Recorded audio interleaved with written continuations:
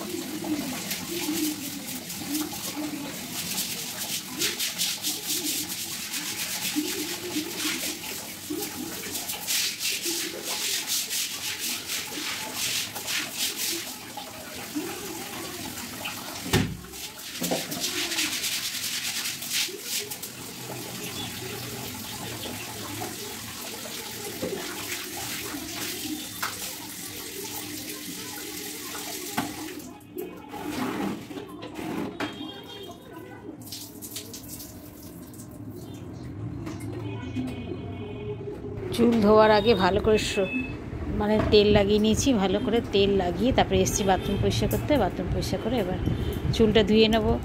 তো চুলটা তোমার শ্যাম্পুর ভিডিও পছন্দ করছো, সেই জন্য আমি শ্যাম্পুর ভিডিও দিচ্ছি। আর দেখো আমি হার্বাল শ্যাম্পু ইউজ করি, ভিটা শিকাকাইয়েরওয়ালা। তো সেটাই আজকে ভালো করে চুলটা দেখো আমার চুলটা আগের থেকে অনেকটাই লম্বাও হয়ে গেছে। তো চুল এখন আমি আর কাটছি না, আর চুল ওঠাও কিন্তু একদম বন্ধ হয়ে গেছে। তেলগুলো যেগুলো আমি ইউজ করছি সেগুলো তোমাদের সঙ্গে এর আগে অনেকগুলো ভিডিওতে তেল বানানো দেখিয়েছি।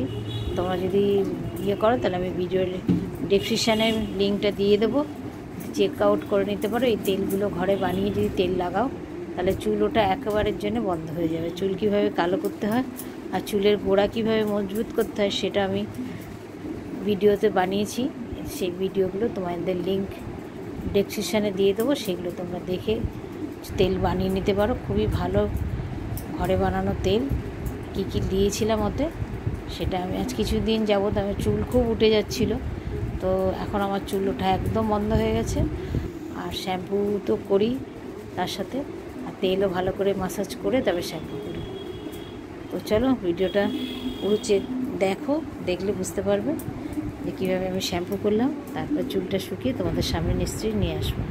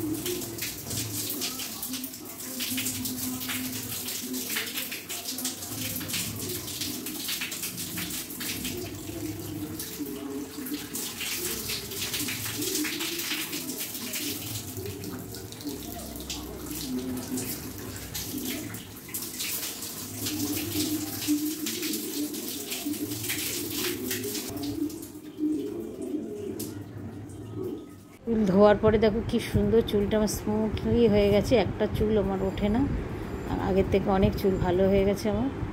তো এত সুন্দর চুলের গোড়া মজবুত হয়ে গেছে, চুল সিল্কি হয়ে গেছে।